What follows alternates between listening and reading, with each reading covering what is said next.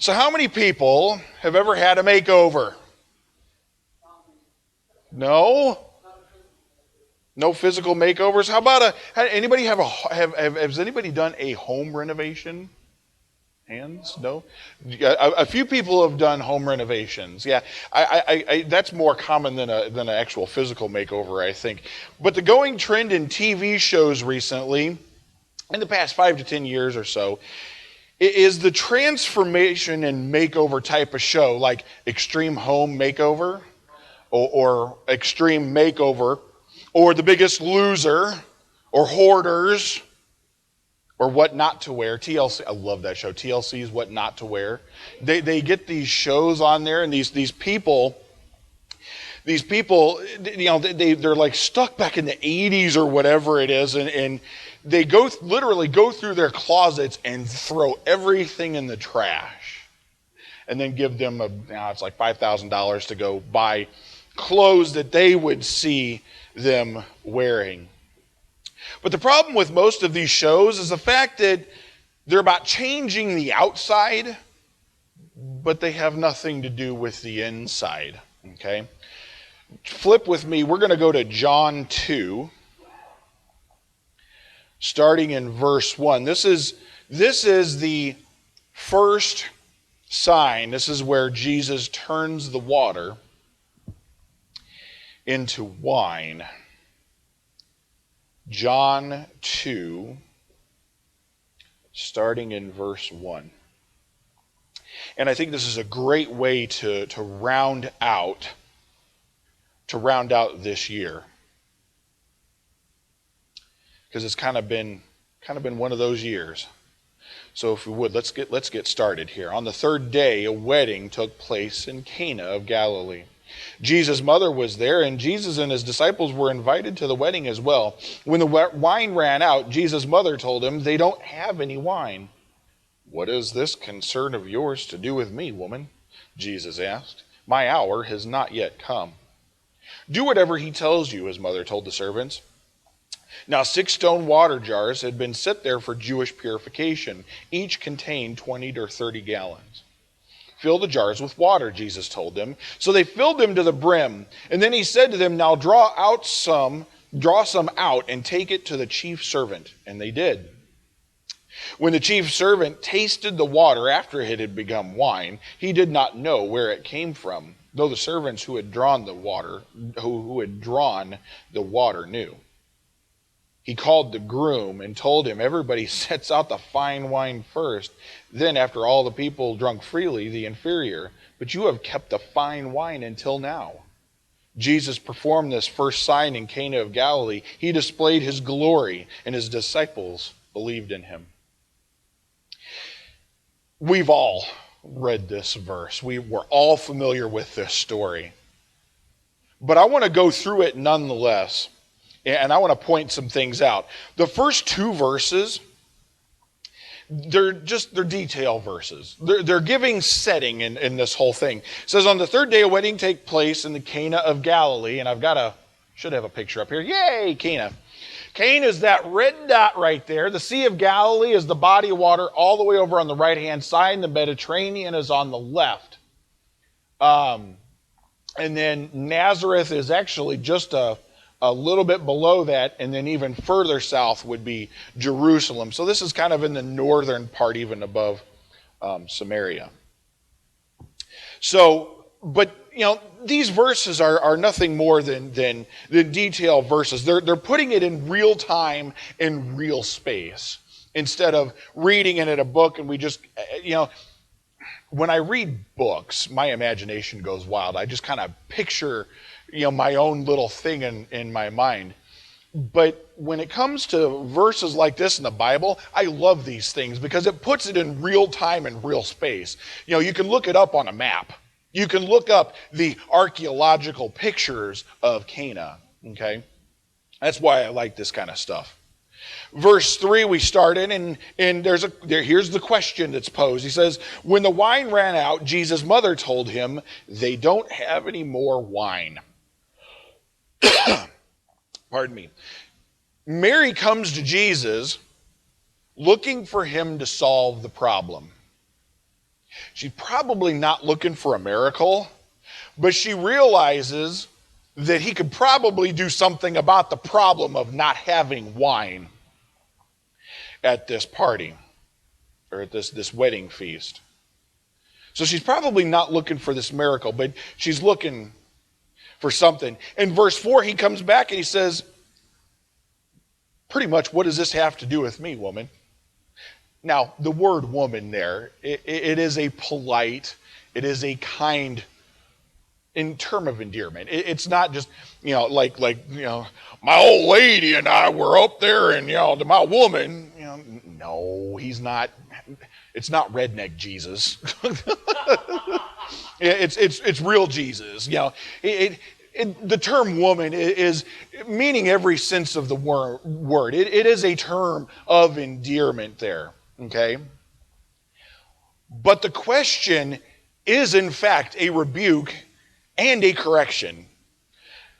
He's phrasing it in all properness, but yet he's trying to also correct her thinking a little bit. Because his obligation isn't just to his mother, honor your parents, commandment number 5. But his obligation is to God. He says, my time hasn't come yet. In other words, the time for my crucifixion, death, burial, and resurrection, it's not time for that yet. So what does this concern have to do with me? In a sense. In a sense, that's what he's saying. But that very next verse, that verse 5 right there, he says, do whatever he tells you. That's what Mary said. You know what that does? That reveals her submission to him. She realizes, in the birth narrative, when we read it on Christmas Eve, we read that Mary treasured these things up in her heart. Okay? Now, she's not exactly sure because she's in this real time and space. She doesn't know what's going to happen in the future, but she's treasured these things up when he went to the temple, when he was born and the shepherds were there, all of these instances. So she submits to him. She trusts Jesus, and she tells the servants to do whatever it is that he asks of them, not even questioning what he's going to do, because it doesn't matter to her. She trusts him. You kind of have that. It's kind of a parent thing, isn't it? We trust our kids. There's just this inherent trust. Verses 6 and 7. Verse 6. I love verse 6. Now 6 stone water jars had been set there for Jewish purification. Each contained about 20 or 30 gallons. That verse seems like a very oddly placed verse. Like, what in the world does this verse have to do with anything? It doesn't make any sense until you get to verse 7. And he says, fill the jars with water. That verse number 6 is actually a reference. It refers back to Leviticus 13 and 14 and back to Numbers. I looked it up at about 2 o'clock in the morning last night. It woke me up out of I was laying in bed and trying to sleep, and I'm trying to my sermon's going through my head, and it's Numbers 19, I think. But these are the laws for purification in the Old Testament. That's where this comes from. In the Numbers passage, it describes how a bull is supposed to be set on the altar and burned completely to ash, and how they take that ash and sprinkle it in the water to be used for purification purposes. Okay? That's how they did things. Leviticus 13 and 14 talks about these purification rituals when they have skin diseases and when they have contaminated clothing and such. That's what these purification jars were for. They were sitting literally, more than likely, outside of the banquet area where they were having this fall. These are some of these photos of these purification jars. This photo over on the right-hand side, I've got that little small wording there is for my purposes to remember where that comes from. It's a photo from the Israel Museum in Jerusalem. That's where these jars are. That's where these jars are at currently. But they're probably fairly good size. about yay big and yay big around. They hold 20 to 30 gallons. They're big jars. But that's what these things are referring to. You see, the thing is that the Jews took the law and they went overboard. Okay? They even had a saying. It says, "He who uses much water in washing will gain much wealth in this world." Sounds more like superstition than it does following the law.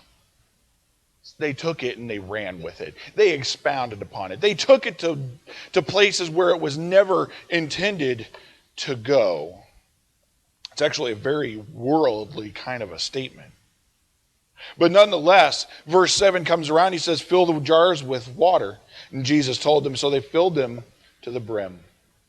Verses 8 to 10 then go on into the next set of events. Verse 8, he said to them, "Now draw out some and take it to the chief servant." The chief servant is kind of like the guy who's in charge of the banquet, so to speak. He's the, these days we would call a wedding coordinator. He's the wedding coordinator. He's the guy that's got everything in the plan, and he knows what's happening next. Yeah, he is the big wig. Thank you, Josh. He is the big wig. He's the guy running everything. So the chief servant tasted this water, and John inserts a little note after it had become wine, and he did not know where it came from, though the servants knew. The servants knew where that water had come from. But the rest of, the servant, he had no idea where this water came from. It was wine to him. Didn't even know it was water. And it says, he called the groom and told him, "Everybody sets out the fine wine first, then, after people have drunk freely, the inferior. But you have kept the fine wine until now." You see, usually the best wine was served first. You wanted to make that good impression initially. But after everybody was drunk, you served the inferior wine because ain't nobody going to know the difference.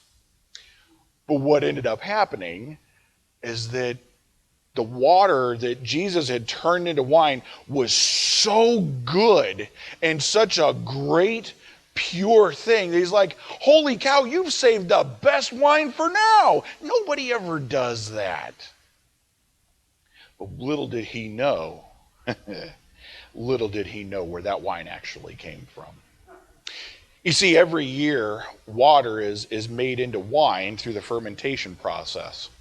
Happens every year. Water comes down from the sky, it falls into the ground, it gets absorbed through the roots and the vines, and it goes off and it feeds the grapes. And then the grapes get taken off of the vine and mashed, and they're allowed to ferment. Every year, water is turned into wine. He just did it instantaneously. He pretty much bypassed the middleman. He bypassed the process and immediately turned water into wine. You see, this is a symbolism of the old and new covenants. Moreover, the ways of the Pharisees and how different they were from Christ's actual ways.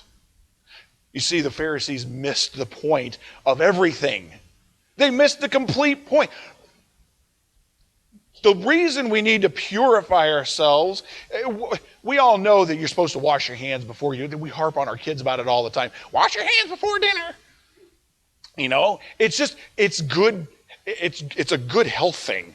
So that's why we do it. That's why he's telling them that we need to purify ourselves after we've touched blood, or now we have this. We know about germs. They had no idea back then. They had no clue. See, good science always proves God's right. Okay? Good science always proves God's right.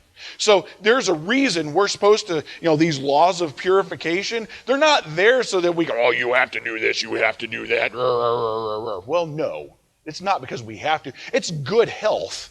It's for your good health, really and truly. But the Pharisees missed the point.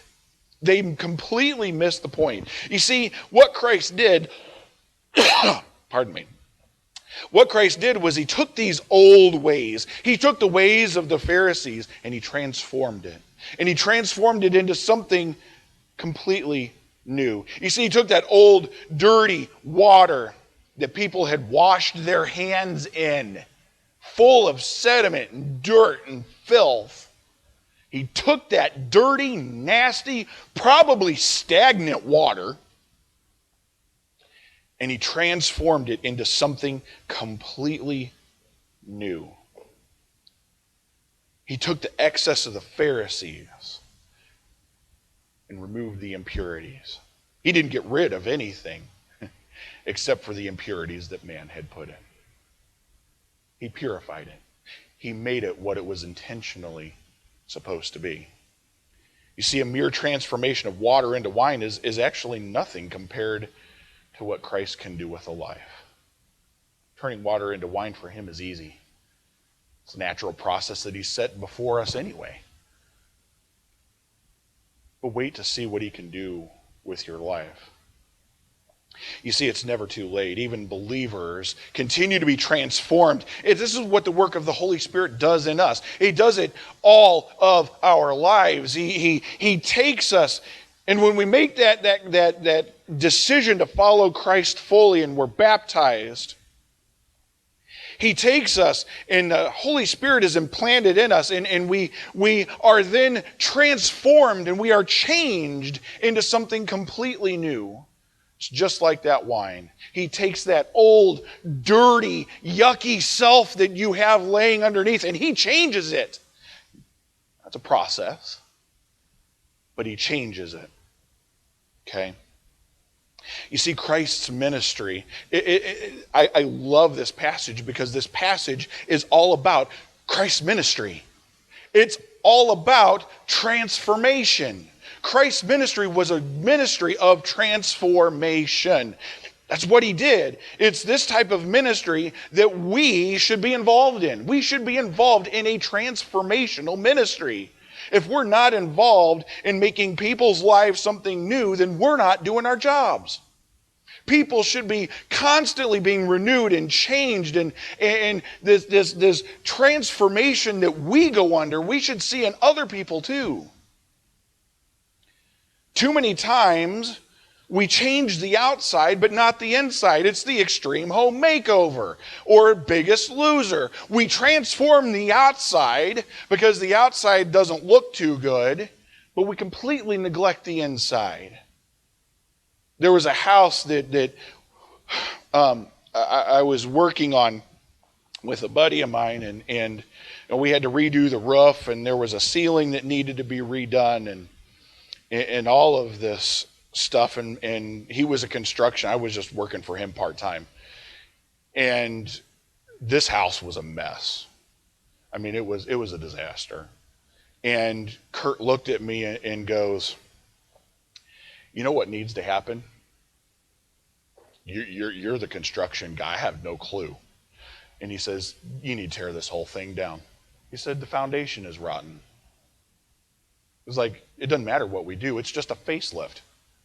As long as that foundation is rotten, ain't nothing going to get better. Oh, ho, ho, ho, ho. Yeah. Wow, what an application. As long as the foundation is rotten, it doesn't matter what you do to the outside. It's still going to be rotten on the inside. Doesn't make a difference. You can make yourself over. You can get better, a better hairstylist or better makeup or better clothes, or you can spend more money on making your outside look a whole lot better.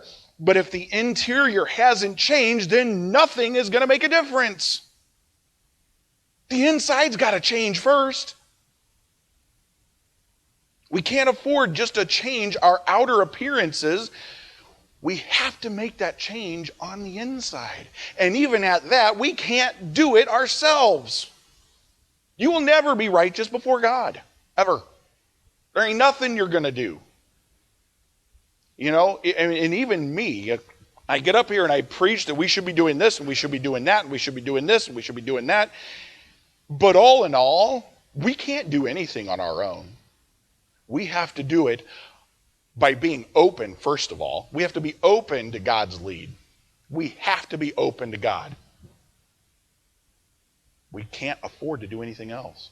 The second thing is that we need to follow the power or rely on the power of the Holy Spirit. If we're not relying on the Spirit to make that change and that renewal in us, then we're never going to change. We're going to still be stuck in our ways after 70 years. It's the way it is. It's why alcoholics have to get sick of battling before they'll actually make that change that will last a lifetime. I've seen many people go through it. They want to quit, or even smoking. They want to quit, they want to quit, but they can't because they're trying to do it themselves. When you rely on the power of the Holy Spirit, you can make that change and eradicate it from your life forever. I've seen it happen. I've seen it happen. Many, many people. We can't do it on our own. And if you think turning water into wine is impressive, wait till you see what he does with the end of days, because you ain't seen nothing yet. You ain't seen nothing yet. Christ is going to do some awesome, awesome stuff in the future. Only Christ's ministry of transformation can change us. It is what he did, and it's what we must do. We must change our insides as well as the outsides. And if as a church we're not changing lives, not only our lives, but other people's lives, then we're not benefiting the kingdom, and we're not doing any good. It's that transformation ministry that we need to be partaking in.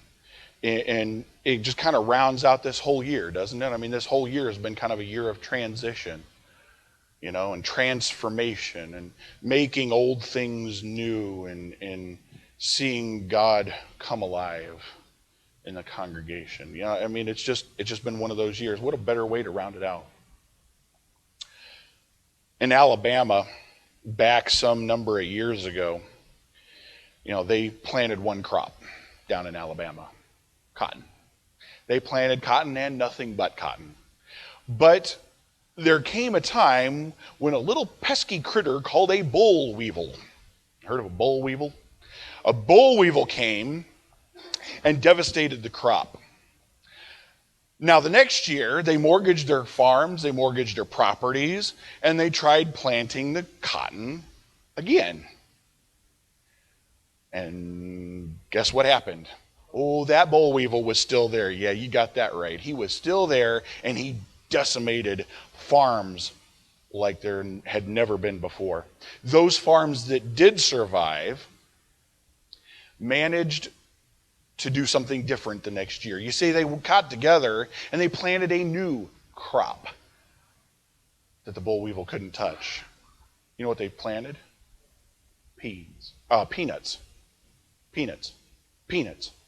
That is why the South now grows peanuts. When they grow those peanuts, they found that it was so hardy. It turned out such a great crop, and it grew very, very well down there. And after they had made their money, they paid off all their debt because of the farms that actually survived it, because of this boll weevil. And they ended up erecting a monument to the boll weevil, because if it hadn't have been for that, they'd have never discovered the plenty of peanuts that they could have grown.